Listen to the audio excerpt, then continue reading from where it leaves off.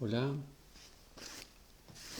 buenas tardes, buenas noches, buenos días, desde donde se conecten.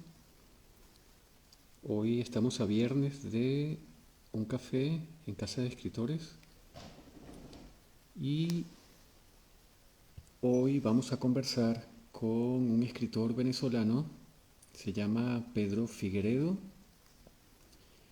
y ha publicado una novela que se llama Nosotros que fuimos tan sinceros. Ya comienzan a conectarse. Hola Gino. Gino García creo que es desde Italia, creo. Dime desde dónde te conectas. Vamos a esperar que se conecte Pedro y que el internet hoy esté de buenas. Vamos a ver. Mientras tanto, mientras Pedro se conecta, voy a hablarles un poco de él. Nació en Barquisimeto un 18 de febrero del 79.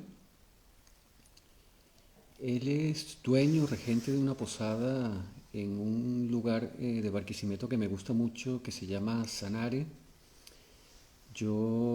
Hola Pedro, ya estás por aquí. Vamos a ver. A ver cómo te envío la solicitud. Envíame tú la solicitud, por favor. Ah, ya, aquí estás.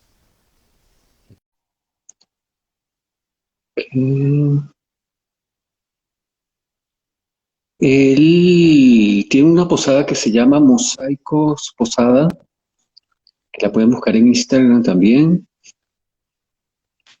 Hola Pedro, Hola Joaquín, saludos. bien, Dios, el internet. ¿Me escuchas bien? Sí, te oigo perfectamente.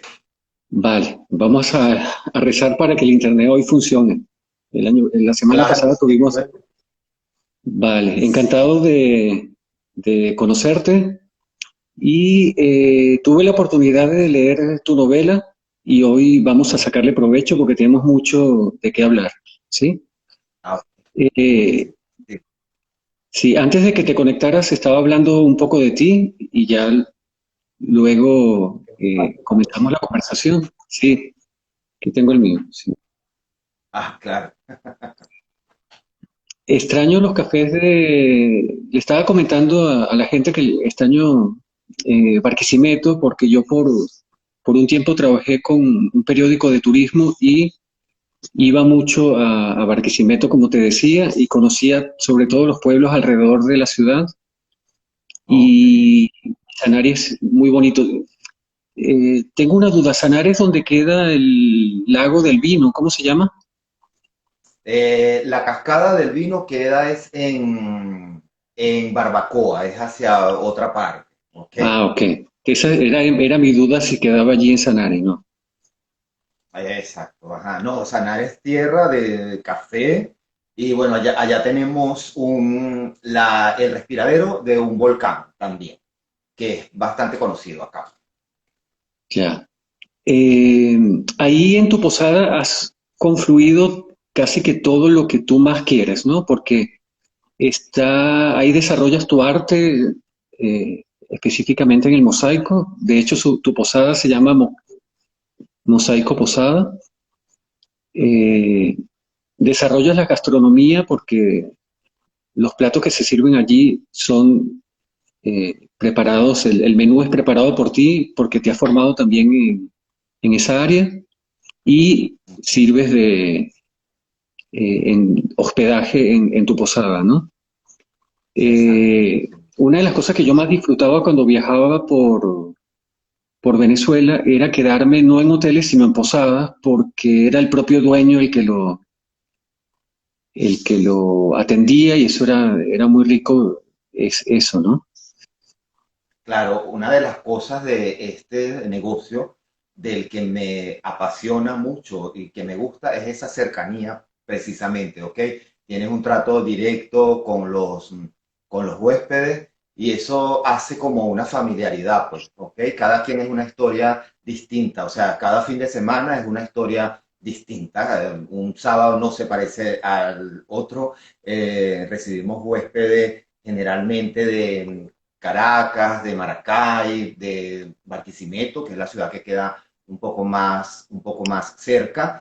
Y bueno, una de las cosas de este trabajo que me encanta es precisamente poder estar en contacto con esta gente y también tener el espacio entre semana, que digamos que es la temporada baja, de dedicarme a lo que es al mosaico y a escribir también. Sí. Y yo creo que la base que te sirvió para montar este espacio donde desarrollas todo es que, aparte, eres profesional de economía y de contabilidad, entonces eh, creo que eso ayuda a que puedas sostener, manejar todo eso, ¿no? Exactamente, sí. A veces no es tan, a veces no se hace como tan sencillo, o sea, convivir con el escritor, el mosaiquista, el cocinero, Sí, el administrador, el que lleva las cuentas también y tal. Hay veces que hay que buscar ese equilibrio y tal porque se hace a veces un poquito complejo poder manejar todas estas cosas, pues. vale. Vamos ya a adentrarnos en tu novela y a mí me gustaría comenzar por eh, algo que noté cuando leí la novela, es que en realidad son tres historias, tú me dirás. Yo las dividí en la historia de Arturo y Adolfo, el amor entre Arturo y Adolfo, el triángulo amoroso entre Arturo, Angélica y Aquiles, que son otros, son tres personajes, y un personaje que me gustó mucho cómo lo construiste, que es, no quiero hacer spoiler, pero es el personaje de Holly, ¿no? Ok. Del cual hablaremos. Pero comenzando por aquí, ¿qué tan difícil fue presentar estas tres historias en el momento de estructurar tu novela? ¿Estaba claro desde un inicio eso? ¿O el personaje de Holly se te presentó luego y te revolucionó la novela? Sí, bueno, no estaba claro porque en realidad yo comienzo a escribir esta historia en el año 2009. Tuve la oportunidad de visitar acá en Venezuela el estado Trujillo, la parte alta, y hubo una situación allí que me tocó mucho. O sea, tuve la oportunidad de conversar con un chico joven, 17 años, 18 años, el transexual, ¿ok? Entonces, él se acerca y me cuenta todo lo que fue todo su proceso desde su niñez, desde su infancia, pues. Entonces, en definitivo fue algo que me tocó bastante porque este muchacho me cuenta unas cosas que yo quedé minusválido de cualquier palabra o cualquier aliento que yo le pudiese decir a él y bueno, él se viene en llanto y me cuenta que cuando él tenía 12 13 años, su mamá lo maltrataba físicamente cuando él se quería vestir, no como él se sentía cómodo, pues, ¿ok? Entonces su mamá lo maltrataba mucho, lo encerraba en un cuarto oscuro, le pasaba la comida por debajo y todo esto. Y entonces él me está contando toda esa cosa. Para mí fue una sorpresa y yo quedé minusválido, yo quedé sin tener nada que decirle con todo esto, ¿ves? Entonces realmente fue una historia que me tocó bastante y creo que empiezo a escribir es por la necesidad de poder encontrar la paz o poder encontrar la tranquilidad con todo eso que me pudo contar él. Entonces realmente la historia nace es con Roberto, que es Holly, ¿ok? Pero Era el personaje principal. claro, ya ahí diste spoiler, ¿no? Ojo spoiler. Ah, claro, sí. Porque tu novela de hecho es romántico-erótica, pero incluye esta parte de thriller, de alguna manera, se le puede decir, que incluye este personaje eh, ambiguo, doble, que es Roberto y Holly, ¿no? Y precisamente veo que esa historia que él te cuenta la utilizas en escenas de la construcción de este personaje, ¿no? Exacto. Eh, Otra cosa que quería comentarles para comenzar es un poco explicar de qué va la novela, ¿no? En sí es historia de amor romántico gay, ¿no? Pero me doy cuenta que logras hacer como abanico de las posibilidades que existen en las diferentes etapas o las diferentes formas en que las personas asumen su sexualidad, ¿no? Hay un Aquiles español que es totalmente libre y eh, vive su sexualidad sin complejos y con naturalidad. Luego está Arturo que se casa con una mujer para cumplir un poco el protocolo de lo que debería ser, eh, sobre todo en Latinoamérica, que eso también vamos a hablar la diferencia de cómo se expresa y cómo se vive la sexualidad en Latinoamérica y en Europa, ¿no? Que lo muestras tú también en la novela. Ujú. Eh, Está el caso de Roberto, que es transgénero de alguna manera, pero lo presentas un poco con su vida, ¿no? Y bueno, entonces cada personaje, ¿no? La evolución, y sobre todo la evolución de Arturo, ¿no? De la aceptación, un poco el arco es la aceptación de Arturo y su sexualidad, ¿no? Exacto. Sí, sí. Yo creo que tiene mucho que ver también el tiempo que yo me he llevado escribiendo, ¿ok? Porque como me dedicaba a otras cosas, ¿ok? Hace unos años atrás trabajaba en una oficina, gerenciando un departamento, y entonces todas esas situaciones hacían que la escritura para mí fuera como el escape, ¿ok?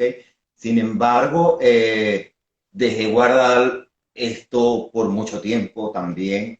Entonces, luego cuando retomo esto, empecé a escribir, tenía 20, 27 años, 26 años. Y entonces en la medida en que va pasando el tiempo, vas viendo la vida desde otra forma también. Entonces yo creo que es mucho lo que ocurre con los personajes, o sea que se ha notado la evolución sobre todo del personaje principal, precisamente porque yo comienzo a escribir la historia estando en una etapa muy distinta, la termino luego de 10 años, ¿ok? Entonces ya con una visión totalmente distinta. Incluso cuando leo estos primeros capítulos y estas primeras reflexiones e introspecciones que este personaje hace, y luego voy a la evolución del personaje en los últimos capítulos, ya como comienza a ver todo, sí, se nota definitivamente, pero creo que ha sido porque lo escribí en etapas de mi vida totalmente distintas también. Sí, pues, y se nota el arco del personaje, cómo se va transformando, ¿no? Cuando estaba leyendo tu novela recordé una obra de una alumna mía en el taller de escritura, una periodista de Maracay, se llama María Sánchez, ella tiene un programa de televisión todos los días en la mañana y ella hizo una investigación entrevistando a hombres que tenían relaciones fuera del matrimonio con otros hombres y hizo un libro que se llama Historias de Closet, que ahora también lo llevó al teatro, ¿sí? Y un poco pensando en esto, anoté por aquí que muchas veces para dar información sobre un tema, sobre todo cuando un tema es complejo, el vehículo de la ficción llega de forma más directa a si fuera un ensayo académico o a un artículo de opinión o un artículo de noticia, ¿no? ¿Lo Okay. piensas así? Por ejemplo, con el tema de la sexualidad, siento que es un buen vehículo para hacer llegar mensajes, ¿no? Sí, realmente sí. Yo creo que, que la literatura, igual como el séptimo arte, jugamos un papel fundamental en esto de normalizar normalizar cosas que han existido todo el tiempo y que quizás hayan habido, digamos, o algunos factores o algunas instituciones religiosas también que quizás se han encargado de satanizarlos o de mostrarlos de otra forma, ¿ok? Cuando es algo totalmente natural y algo totalmente normal. Entonces yo soy de los que pienso que la literatura juega en esto un papel fundamental en el tema de normalizar lo que ha existido siempre. Sí, también me hiciste pensar un poco y se nota un poco la diferencia de cómo se maneja la homosexualidad socialmente en Venezuela o en los países latinoamericanos, cómo se vive en un país como España, por ejemplo. Y la diferencia se nota y tú lo muestras en la novela, ¿no? Eh, Okay. y eso me hizo pensar como, recordando también lo que vivió María Sánchez a la hora de publicar su novela, una frase de Truman Capote que decía, no puedes culpar a un escritor por lo que digan sus personajes, ¿sí? Entonces, yo te quería preguntar si de alguna forma publicar esta novela significó al, para ti un antes y un después. ¿Cómo recibió tu entorno o tus amigos, etcétera, la publicación de esta novela? Ok, Por el yo tema creo que que toca. sí, exactamente. Ajá. Bueno, primero creo que fue una gran sorpresa porque era algún trabajo que venía siendo callado durante todo este tiempo y entonces, claro, cuando la novela sale, en ningún momento comenté nada sobre lo que trataba, ¿ok? Yo creo que yo quería jugar con eso, quería ver el factor sorpresa, ¿ok? Y entonces ya ahorita después de 6 meses, que ya la novela está rodando y ya entre amigos, conocidos, familiares y gente que no conocía tampoco, ya me ha hecho algún comentario sobre la novela. Ha sido sorpresivo para mí que la gente la ha visto con aceptación, que la han visto en cierto modo con normalidad, pero sí me atrevería a decir con toda libertad que sí hay un grupo, 20% quizás, que la ha leído de personas que yo conozco, pero que no me han dicho nada, que no me han comentado absolutamente nada. Y ahí es cuando yo digo que el silencio a veces tiene tantas respuestas. Ni Entonces, siquiera te hicieron un comentario de la obra, porque como la frase de Truman Capote dice, por ejemplo, si hubieras escrito un libro sobre un psicópata que mata gente de forma serial, ya te podrían decir, es gracioso porque la gente asocia en el escritor lo que los personajes viven, ¿no? O las temáticas que asocian con las temáticas que tocan. Y eso no tiene por qué ser así o ser así. Pero sé que eh, sobre todo el primer libro marca un antes y un después para el escritor, no solo por la temática que toca, sino por eh, ya publicaste un libro, ya supuestamente eres escritor cuando tienes 20 años escribiendo, ¿no? Eh, exacto. hablando de ese antes y después de un escritor, también lo has sentido. Ahora la gente comienza a asociarte con la escritura cuando antes te asociaban con otras cosas, con el arte o la gastronomía, etcétera.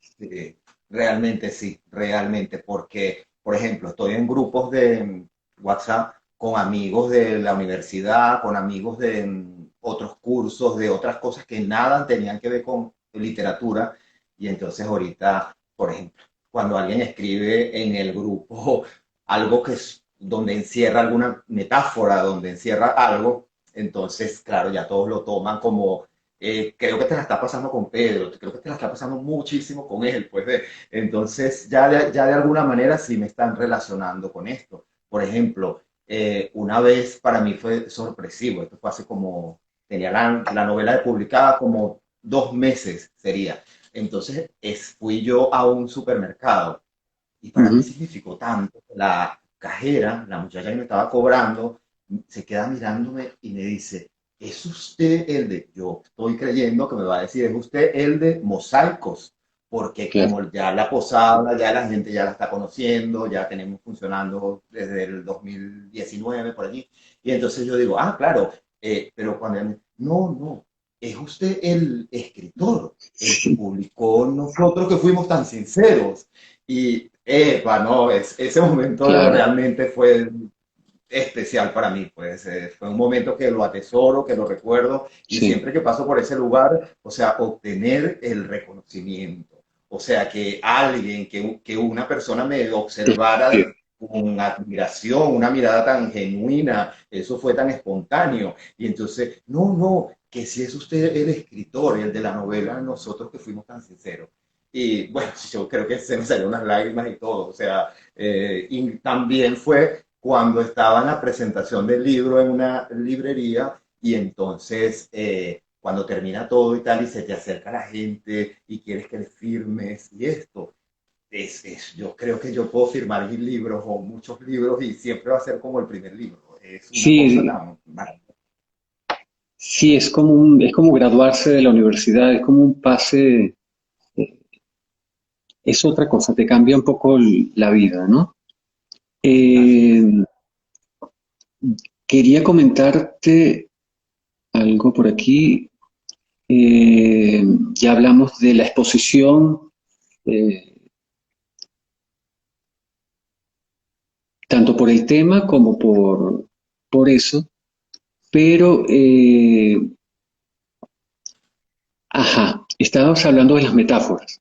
Y una de las cosas que me llamó mucho la atención es cómo utilizas eh, los olores y los sabores dentro de tu obra, sobre todo los olores, asociándolos a personajes, ¿sí? Dándole significado a esos olores. Y en el taller de escritura, cuando la gente comienza a escribir, en el que yo dicto, por lo general se quedan en lo visual, ¿no? Y no aprovechan esa cantidad, los otros sentidos que de hecho llegan más rápido a los recuerdos, ¿no? Ok. Cuando uno huele, cuando uno escribe el olor del café en la mañana de un domingo, todo el mundo lo asocia inmediatamente a lo que eso significa, ¿no? Hogar, casa, familia, estar bien, lo que sea, ¿no? Y esa cantidad de olores, sobre todo por asociarlos con los personajes, me gustó mucho, ¿no? ¿Eso te viene de la gastronomía o de qué? Bueno, yo creo que eso sí es muy personal porque fíjate tú que incluso yo creo que hay personas que a nivel olfativo son indiferentes para mí, pues, ¿ok? Pero hay otras personas que me han marcado o alguna pauta, algo, y yo los he identificado por eso, ¿ok? Es una cosa extraña porque la gente siente los malos olores cuando en la calle hay algún mal olor y tal, pero mi olfato en eso es totalmente neutro. Yo creo que yo lo asocio más con las personas, ¿ok? Alguien se me tal y ya yo tengo esto. Por ejemplo, me pasaba algo muy curioso. Estaba en la universidad y recuerdo que había una profesora que yo la identificaba cuando venía ella. Decía, ahí viene la profesora Veda. Entonces, Pedro y tal, ahí viene la profesora Veda y tal. Llegaba ella tal cual. ¿Me entiendes? Era ese aroma tan agradable que de ella, pero los demás no la sentían, pero yo sí me daba cuenta. Entonces, creo que es algo como muy particular y lo asocio con las personas.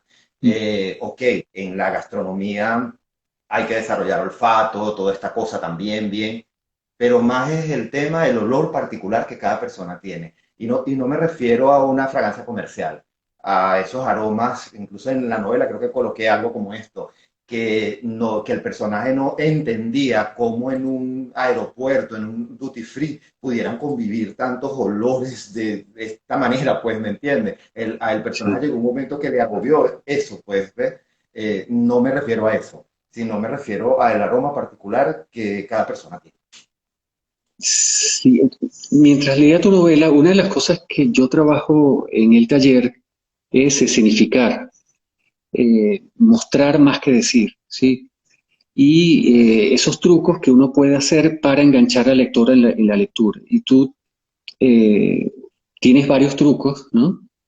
Entre ellos los diálogos, las descripciones, pero veo que la utilización correcta de los aromas hacen que el lector es inevitable que se enganche para, para ello. Y más cuando lo pones a favor de la trama, ¿no?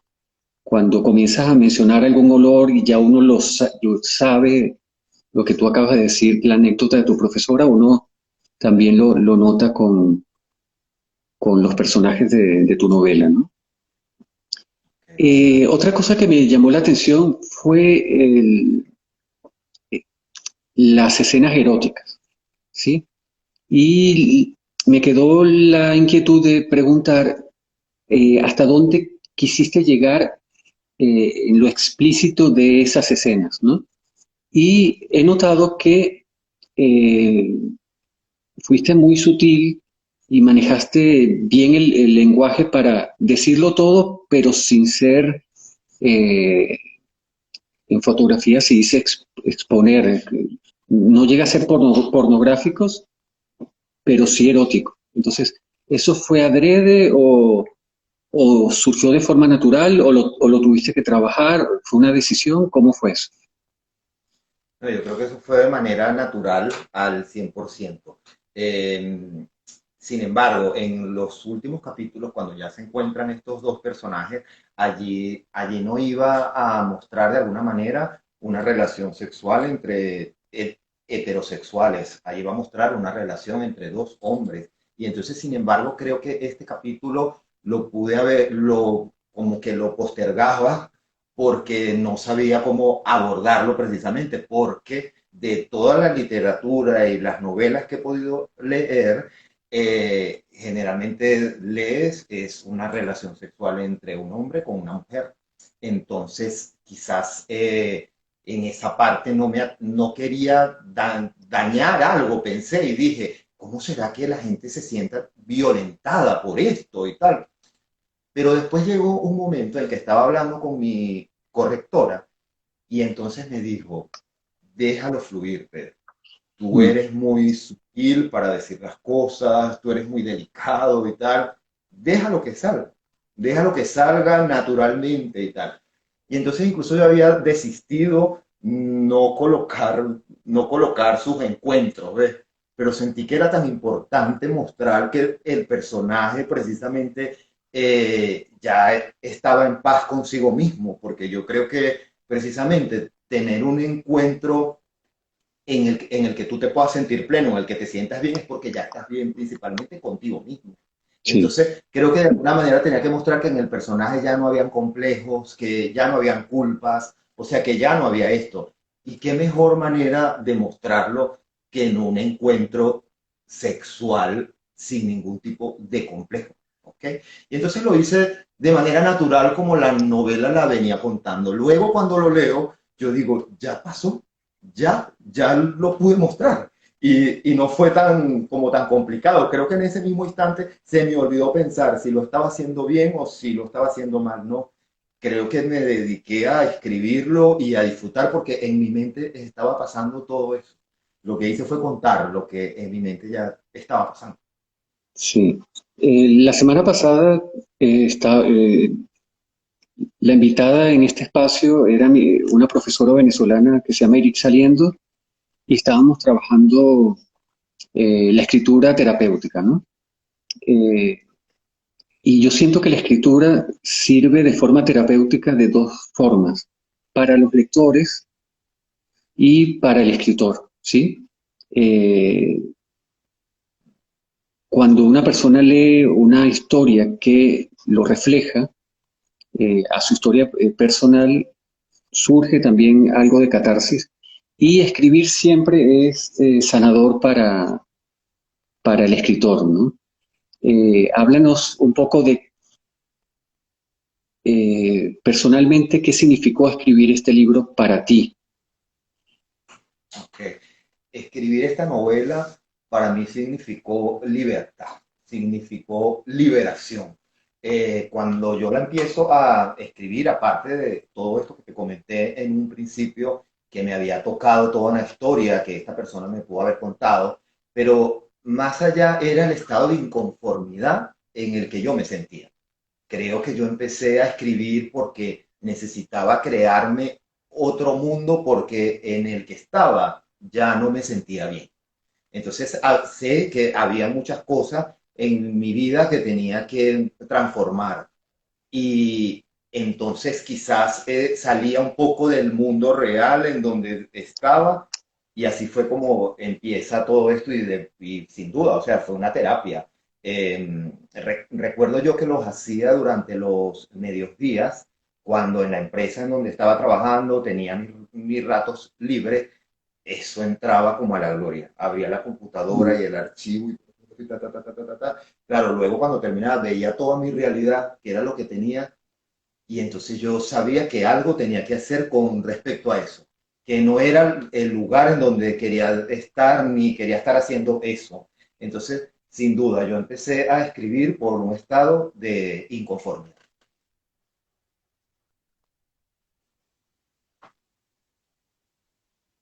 Sí, revisando un poco mi biblioteca aquí personal, esperándome para eh, tu encuentro, hay un lugar que mencionas en tu novela que es emblemático en España, que es el barrio de Chueca, ¿no?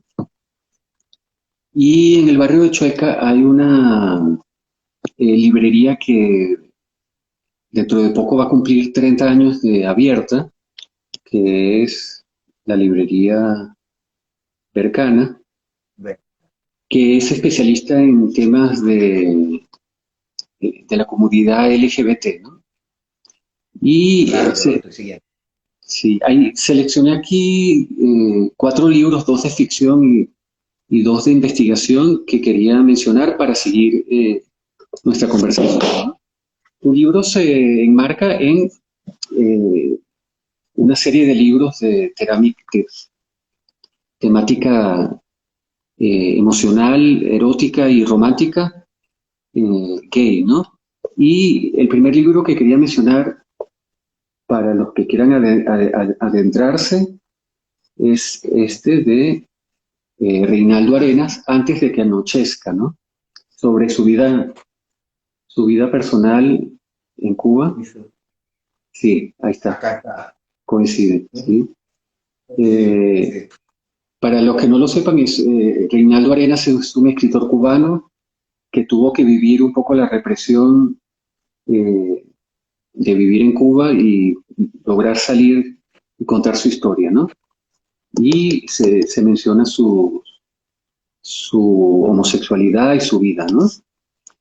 Hay un libro más reciente de Alberto Fuguet, se llama Sudor, eh, que lo recomiendo mucho, ¿sí? También es de autoficción y habla también de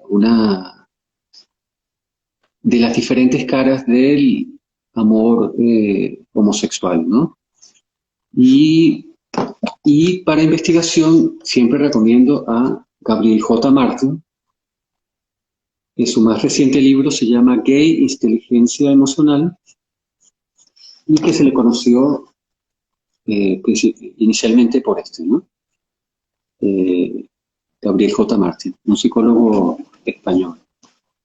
Eh, ¿Cómo fue la preparación? Ya me contaste un poco el germen de algunas de las historias, ¿no? Eh, pero en cuanto a literatura y leer o cinematográfico, ¿cómo te nutriste para producir esta novela?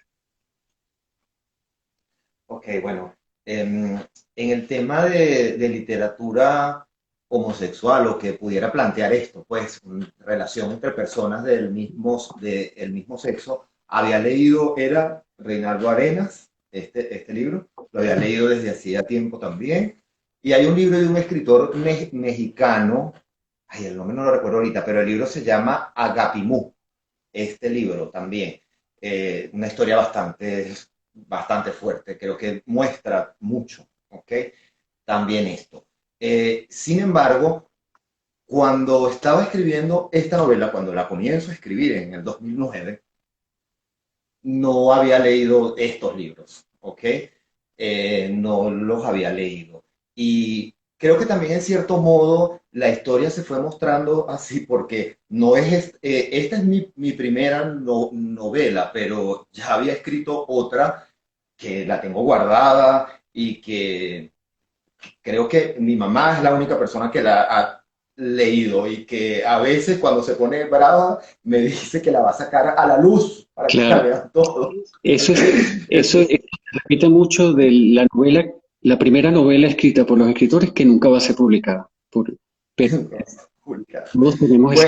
bueno, Sí, sí, y entonces, claro, esta novela yo la escribo, es una historia heterosexual, o sea, no tiene nada que ver con esto, es una novela corta, creo que de 90 páginas, y es una novela que la escribí rápido, o sea, fue una cuestión de 3 o 4 meses quizás, me sentaba en la computadora todo el día y tal. Y entonces toda esta novela sale. Cuando empiezo a escribir esta novela, fue un poco más complejo, fue un poco más lento porque de alguna manera quería mostrar todo el escenario interno que este personaje podía sentir, o sea, la manera de apreciar las cosas, el hecho de no sentirse merecedor de las cosas buenas, precisamente por sentirse culpable, ¿ves? Entonces, de alguna manera, mostrar esto. Pero cuando la empiezo a escribir, creo que no había leído ninguno de estos libros.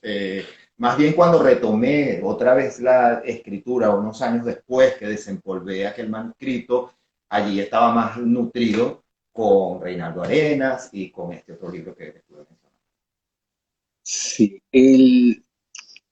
A mí me gustaría que dedicáramos algunos minutos del proceso de escritura, que una de las razones de estos encuentros es para las personas que están incursionando en la escritura conozcan un poco el trascámara de lo que es un escritor y el proceso que lleva, ¿no? Y quería comenzar por cómo terminaste de estructurar el libro. Eh, Porque, por ejemplo, la historia de Arturo y Adolfo es el primer capítulo, pero luego el libro se desarrollan las otras tramas y luego retomas el, el tema de Arturo y Adolfo, ¿no? Eh, ¿Esos capítulos existían al inicio así o llegó un momento en que tuviste que cambiarlos y modificarlos? ¿Cómo fue la planificación de la estructura del libro y de los capítulos?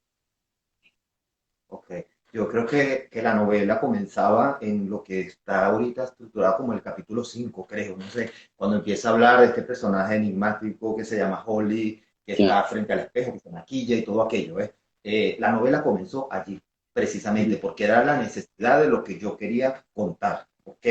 Luego van pasando las cosas y me ocurría que cuando terminaba cada capítulo, yo creo que eso es propio de los escritores, que nosotros tenemos como una piedrita guardada y que no la queremos mostrar. O sea, queremos dejar como sembrado como ese suspenso, ¿ves? Entonces, cuando iba a seguir con este personaje, se me ocurría hablar sobre otro personaje más bien. Por eso hay una historia que se va montando encima de otras, Sí. ¿ok? Precisamente para no soltar todo. ¿Ok? Entonces, la estructura de la novela fue esto precisamente. Cuando la guardo durante algunos años, nuevamente cuando la saco para revisar, me dieron unas ganas de escribir. Sentí la necesidad de escribir en ese instante. Solo iba a revisar lo que había hecho y tal. No. Y empiezo a escribir. Y empiezo a narrar todo esto y tal. No sabía para dónde iba. Pensé que era una nueva novela que estaba haciendo. Ujú. Empecé a escribir. Eso fue el primer capítulo. Cuando yo empiezo a contar sobre el personaje que llega, que el pueblo remoto y todo eso. ¿Ve? Cuando yo escribo todo eso, yo todavía sigo creyendo que es el primer capítulo de otra novela, de una novela nueva. ¿Ves? Y entonces, de repente, cuando veo la novela que estoy abriendo y todo aquello, digo, epa, esto me puede mostrar el final de este trabajo que yo empecé a hacer hace tiempo y que no lo había hecho. ¿Ve? Entonces, creo que fue una forma muy genuina cómo se fue dando todo. Ahorita estoy haciendo un segundo trabajo y ya tengo mis fichas, trabajo con mi mapa, mi esquema, ya tengo mis personajes, cada uno tiene su signo zodiacal, su nombre y tal. Entonces, Mm. ahorita lo estoy trabajando así, pero la forma como esta novela nació fue muy genuina, fue muy natural, pues. Sí. Te quería preguntar eso porque eh, con respecto a la estructura, se menciona que hay escritores de mapa y escritores de brújula. Un ejemplo de escritor de brújula es Stephen King, toma una anécdota como la tuya de ese personaje que te contó su historia y a raíz de ella va trabajando como de forma arqueológica, un poco lo que hiciste tú. Fue como quitarle la tierra al tema y la novela se va desarrollando, ¿no? Y hay otros que son de mapa, que son lo que acabas de decir. Antes de sentarse a escribir, es casi que planifican armando la psicología de los personajes, la estructura, etcétera. Entonces, de alguna forma, esta primera fue un poco más orgánica, tipo Stephen King, y esta segunda es un poco más planificada, ¿no? Sí, sin duda, realmente. Son dos escenarios totalmente distintos, porque, claro, lo que me ocurría mucho con la primera novela era el riesgo de enfrentarme a veces a la página en blanco, hubo mucho bloqueo también, pero creo que era falta de esto precisamente, ¿ves? Entonces, pero habían días que la historia se soltaba de una manera mágica que a mí me sorprendía que después yo lo leía y yo decía, wow, o sea, me sorprendía. Pero sí hubo mucho bloqueo. Ahorita esta segunda historia siento que se me está soltando más fácil, pero es precisamente porque en mi mente tengo ese mapa, ese esquema, y entonces ya tengo la piedrita guardada, tengo personas muy cercanas que me ayudan con la lectura también, termino algún capítulo y están muy pendientes que ya tengan el próximo capítulo y leen y tal, y tengo mis piedritas guardadas todavía, ¿ves? Entonces los mantengo como en suspenso porque creo que me voy descubriendo también que en cada capítulo voy dejando algo que la gente queda emocionada para el próximo capítulo y el otro capítulo es algo totalmente distinto. Entonces ya las personas cercanas que me han leído, cuando le pregunto qué tal y todo, no, Pedro, muy bien y todo, pero mejor que me emocione porque ya viene el otro capítulo y me vas a hablar de otra cosa y me vas a enganchar con esto, entonces me vas a tener aquí, aquí y acá y voy a estar pendiente de ver qué ocurre con esto y con lo otro. Entonces tengo que leérmela hasta el final, hasta ver que todo confluya y ver en dónde termina todo eso. Entonces me parece maravilloso porque las mismas personas que me leen me han ayudado a ir descubriéndome, a ir descubriendo ese, como esa forma pues de escribir. Sí, bueno, son tus lectores beta, ¿cierto? Eh, Hay dos cosas que yo soy cuidadoso a la hora de dictar los talleres y cuando leo una novela de temática romántica y de temática thriller, que es como la concha de mango en que la historia se puede ir eh, a la mierda o ser una fabulosa historia, ¿no? En cuanto a las historias románticas, es esa raya que podríamos llamar si la cruzas, llega a ser cursi y ya la novela se te pierde.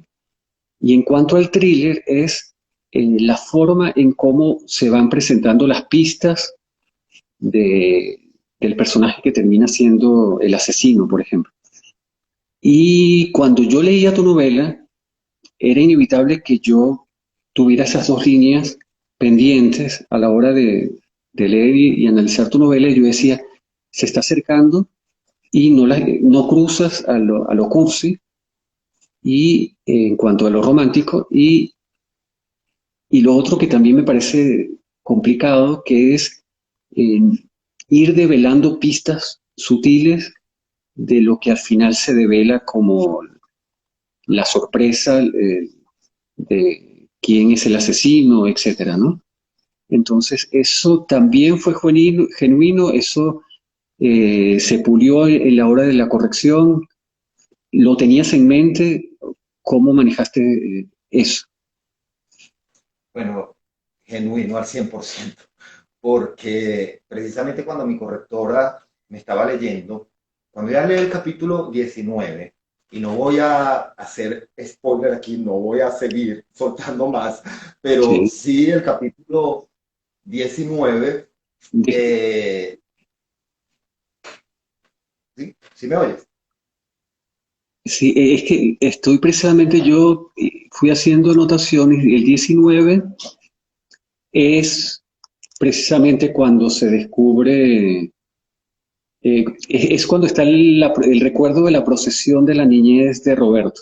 ¿Sí? Ok, ajá. En este capítulo hay una cuestión de un asesinato, de una cuestión allí, pues, y tal. Ajá. Entonces, para mí fue una sorpresa cuando lo escribo, la forma como se va llegando y cómo va llegando ese desenlace de los personajes, lo fue para mí también. Entonces, tiempo después, cuando mi correctora lo lee, me llama y yo creo que lo tengo que confesar. A mí me gustaba mucho que mi correctora ella perdía a veces lo de correctora y se convertía en lectora. Y eso me encantaba. ¿Ves? Sí. Claro, yo me hacía como que no lo notaba. Pero yo veía que ella estaba queriendo terminar y tal. Eso me gustaba. ¿Ves? Y Sí. entonces ella vivía en esa constante lucha por salirse de la lectora y ser la correctora y tal. Yo disfrutaba eso. Entonces en el capítulo 19 me llama y me dice, vaya, Pedro, ¿cómo te la tenías guardada? Pero te lo juro, yo no lo tenía guardado. O sea, sencillamente los personajes se fueron dando y sentí que en ese capítulo ya era como que el punto de soltar todo aquello, ¿ok?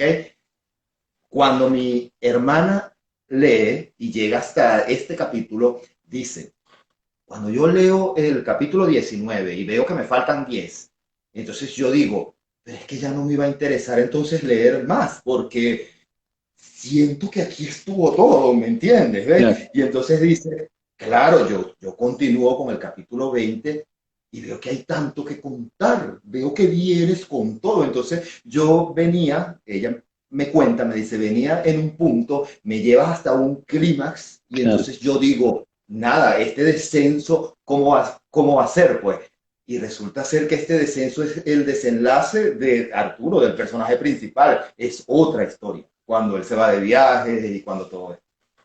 Sí, Pero esto fue de forma genuina. sí, eso también yo lo noté, que allí sí hay como un cierre de lo que yo llamo las dos primeras historias, que es eh, el de Holly y del triángulo Aquiles, Angélica, Arturo. Y se me prendió una alerta, que es un poco lo que quizás le pasó a tu hermana, que es, si aquí la novela se terminó, ¿qué va a pasar, no? Y confieso que me sorprendiste que el resto de los capítulos eh, sostienen la novela. Es importante contar el resto y el final de la novela, que es otra cosa que te quería mencionar, que es algo que yo evalúo mucho como lector, principalmente es que una novela esté bien terminada, ¿no? Que siento que es un poco lo más complejo, dejarle un buen sabor de boca al final, ¿no? Y siento que está muy, muy bien logrado el final, ¿no? Ok, gracias. ¿Cómo surgió ese final sin spoiler? El- el- la idea del final, ¿cómo surgió? Ok, sabes que precisamente eso, una novela romántica le puede dar al lector que pensar mucho. Si el final va a ser igual, si las personas van a quedar felices y entonces, ¿qué sentido tiene poder leerla y tal? Al final es una novela romántica donde el final es igual siempre y tal. Y entonces, acá se trataba de conjugar dos cosas. Dije, voy a seguir mostrando lo que en ese preámbulo de ese primer capítulo. Si en el primer capítulo yo más que escribirlo, yo mostré toda la experiencia de este personaje, ese traslado de Madrid hasta Barcelona y todo aquello, y entonces dije, tengo que recuperar a ese narrador que echó el cuento en el primer capítulo. Entonces tengo que recuperarlo y seguir con esa misma voz. Tengo que continuar con esa misma voz. Y entonces, nada, seguí mostrando las ciudades, seguí mostrando todo esto, pero también mostraba lo que estaba ocurriendo internamente con el personaje. Entonces dije, aquí voy a gestar dos viajes, el viaje externo y el viaje interno que el personaje está pasando acá. Pues, ¿ves? Y entonces sí, sí va a haber un encuentro, sí va a haber romance, sí va a haber sexo, si va a ver mostrar la evolución ya de ya del el personaje, pero haciéndolo de una forma distinta, no cayendo de una vez en lo que ya sabemos todos que los personajes pueden quedar juntos. ¿Ve? Y entonces creo que tenía una asignatura pendiente, tenía algo pendiente con el cuento de Oscar Guaramato, Exacto. que lo nombró en la novela precisamente, y entonces se me ocurrió de forma genuina en el último capítulo. Sí, Dije, claro, esto va a ser el punto. sí. Y hablemos un poco de el título y de la portada, ¿sí? El título eh, termina siendo un poco irónico porque de alguna forma los personajes luchan con lo que quieren expresar y no pueden. Y el título de hecho dice, nosotros que fuimos tan sinceros. Es un poco, y que se remite a una canción, ¿no? Exacto, sí, sí. Bueno, el nombre es precisamente porque en ese tiempo estaba yo leyendo esta novela de Marcela Serrano que se llama Ajá, Nosotras que nos queremos tanto. Creo que no se ve ah, casi por la luz. ajá, Nosotras que nos queremos tanto. ahí Ok, sí. entonces estaba leyendo la novela de Marcela Serrano, ya iba bien adelantado, ya los personajes estaban ya en la parte final y esto, y no había pensado qué nombre podía ser, ¿ves?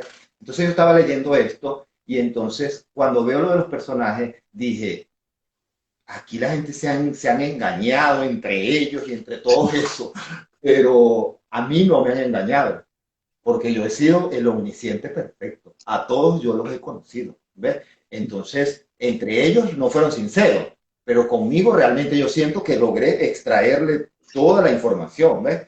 Entonces yo tenía la novela de Marcela Serrano y dije, creo que puede ser nosotros que fuimos tan sinceros, como la otra parte de este bolero del cubano Pedro Justo. Sí. Otra cosa que me gusta de forma personal como lector es cuando a mí me engancha una lectura, eh, quedar con el interés de visitar los sitios donde se desarrolla la novela y ver lo que ven los personajes, ¿no? En tu caso, el Museo del Prado, una obra en particular, los restaurantes que mencionas.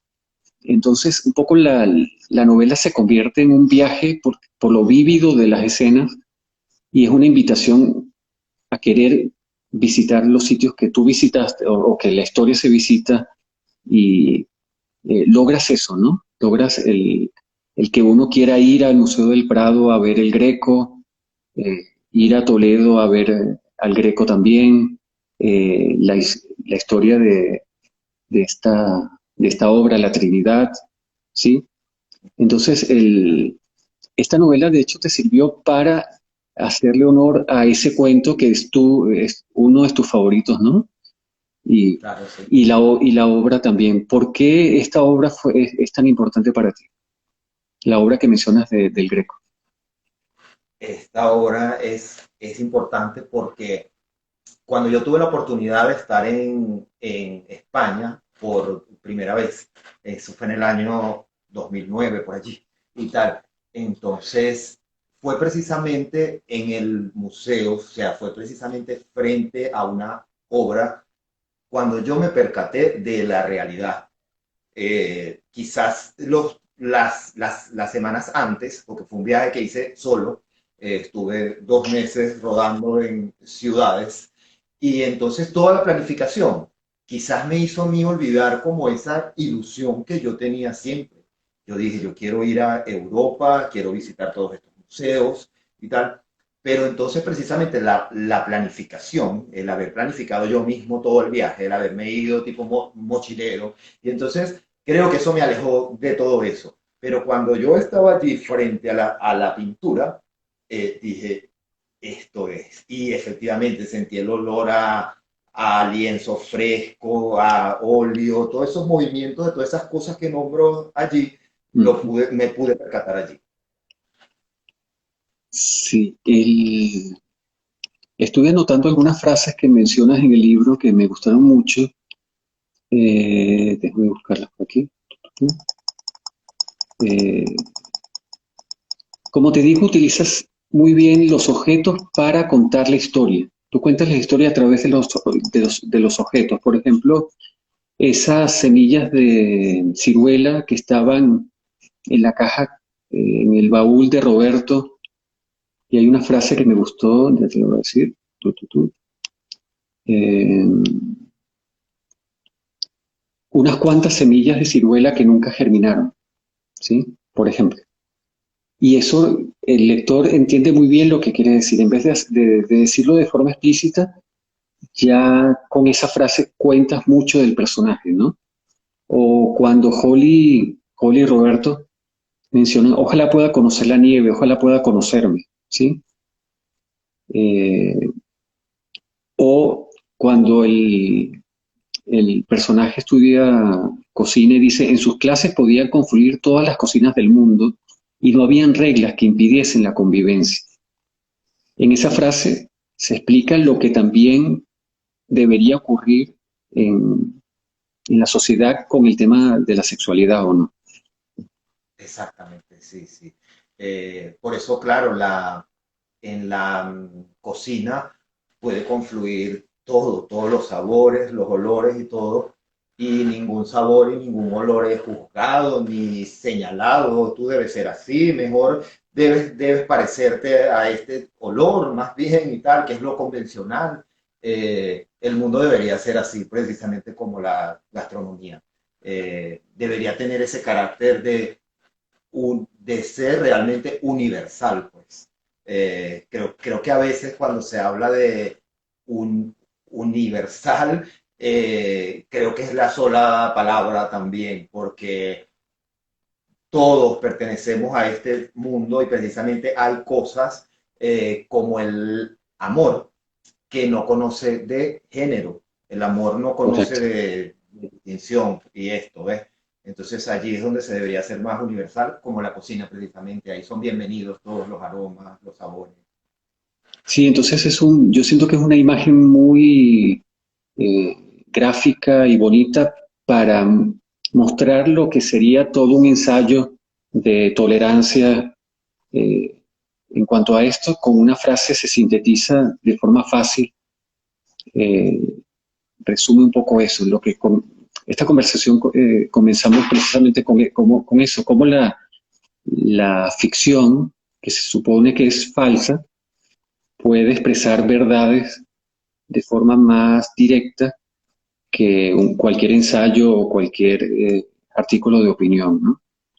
Y sobre todo cuando los personajes mencionaban que la gente censuraba más la sexualidad que una guerra, ¿no? Por ejemplo.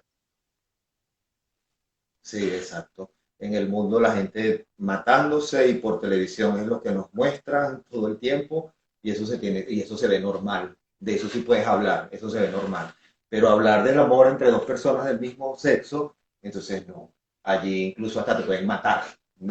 Entonces, es eso, pues ese estado de inconformidad, precisamente de lo que te estaba conversando. Yo creo que uno escribe, o sea, yo por el estado de inconformidad con el mundo, con las cosas, cómo las veo y cómo me gustaría que se pudieran ver. Hay muchas cosas que me gustaron de tu novela y hay una que me gustó, que es cómo presentas la situación de Venezuela en la época donde se desarrolla la novela, pero eso termina siendo como un telón de fondo que la gente lo comprende, pero que no vicia la novela, no la desvía, ¿sí? Hablas de la corrupción política o de la situación económica de Venezuela y lo muestras con frases, por ejemplo, hay alguien que le dice a la futura ministra, en este país, si quieres ser próspero en poco tiempo, la política es el camino, ¿sí? O cuando una de los personajes va a Petare y entonces muestra esos niños jugando por las escaleras el- y, Los vales de agua. y la gente haciendo colas para adquirir alimentos. Entonces, la historia no se desvía a la temática político-social, pero se muestra, ¿no? Entonces, eh, creo que ya te lo han señalado que para hacer tu primera novela pareciera que tuvieras más experiencia, ¿sí? Eh, esto, eh, ¿Esto se gana en los talleres de escritura o sientes que ha sido innato en ti? Bueno, yo creo que primero, yo creo que uno nace con algún don, pues, porque yo desde pequeño en este tema me sentí distinto, ¿ok? A medida que los años fueron pasando con la lectura, creo que se te desarrolla más esto, ¿ok? En la medida en que iba leyendo más. Pero siempre he estado de acuerdo y siempre he estado muy de la mano con el aprendizaje. Yo creo que siempre debemos buscar conocimiento, debemos aprender a manejar técnica y siempre me la he pasado leyendo sobre cómo estructurar diálogos, de cómo esto y tal. Me gusta mucho recibir críticas de personas que van más adelantadas que yo en cuanto a esto, en cuanto a lo que es técnica. Estoy abierto a eso, pues creo que una de las cosas que hace con este camino es que yo creo que llegas a tener 90 años, ojalá llegue a tener 90, 95 escribiendo, y creo que voy a seguir cometiendo errores y aprendiendo cosas.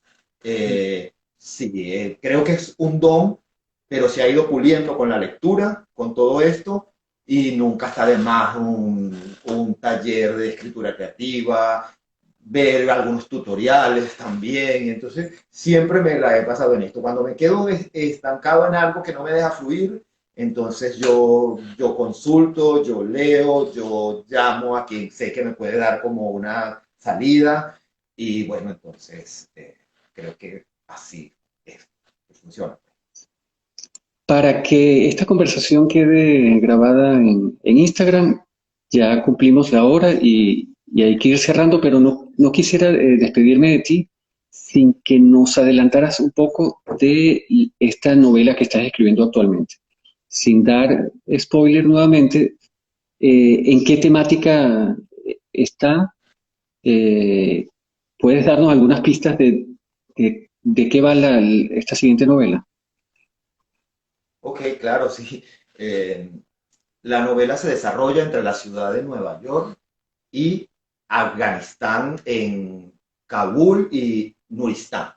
O sea, son tres ciudades que no conozco, Claro. eh, pero actualmente siento que las he pisado porque me he documentado tanto y he podido abrir mapas. Soy de los que me gusta investigar más en enciclopedias también, en mapas físicos. Y entonces veo las fronteras de los países, las ciudades y tal. Entonces creo que Sí. a partir de ahí me he ido creando como que un mundo. Entonces la historia se da entre esas tres ciudades, es lo que puedo decir. Vale. ¿Y en qué género está? ¿Es histórico, thriller, político, romántico? ¿Cuál es cuál es el género de esta siguiente novela? Creo que es romántica. Creo que no me puedo liberar de esto porque es en lo que me siento cómodo. Y bueno, claro, hay historia también. La novela comienza a desarrollarse desde el año 1976, cuando en Afganistán estalla lo de la guerra de allá, la guerra civil, todo esto y tal, y todo el movimiento que se empieza a dar allí. Entonces hay historia, pero no me puedo desligar de meter una historia de amor en todo esto. Vale. Me ha encantado hablar contigo. Tenemos muchísimos temas de qué hablar y el tiempo eh, es muy corto Ok. para ahondar en todo lo que quería conversar contigo, pero siento que ha sido fabuloso presentarte, que estuvieras aquí. Y aquí te dice Rafael Baral de la revista The Wingwood Times, un saludo. Es una revista de Miami. Rafael es un gran amigo que también participó en el taller de la Casa Usla Pietri. Eh, Saludos. Maga Descalza, Gerardo, Sofía, Lino Valles, por Dios, Menta, por aquí saludos. Bueno, Hortensia, Josué, Club Críptica, Eduardo Molina. Bueno, ha sido un placer. Me encantará volver a Barquisimeto alguna vez y que tú vengas a Madrid para presentar tu libro por aquí. Me encantaría. Y bueno, Joaquín, gracias, de verdad, me puse muy contento cuando me dijiste. Yo dije, qué chévere, qué bien. Y bueno, a la orden, cuando vengas para acá, no te había respondido. La portada de la novela Ya, la hicimos a última hora, sin modelos, tuve que servir yo y tal, y fue una forma de mostrar ese matrimonio entre Angélica y Arturo con los ojos vendados. Entonces, ya. bueno, un poquito la ironía de lo que estábamos hablando, por eso nosotros que fuimos tan sinceros. Vale, Gracias, perfecto. Joaquín. Gracias, saludos. Bueno, igual, Nos vemos en otro contacto. seguro. Chao.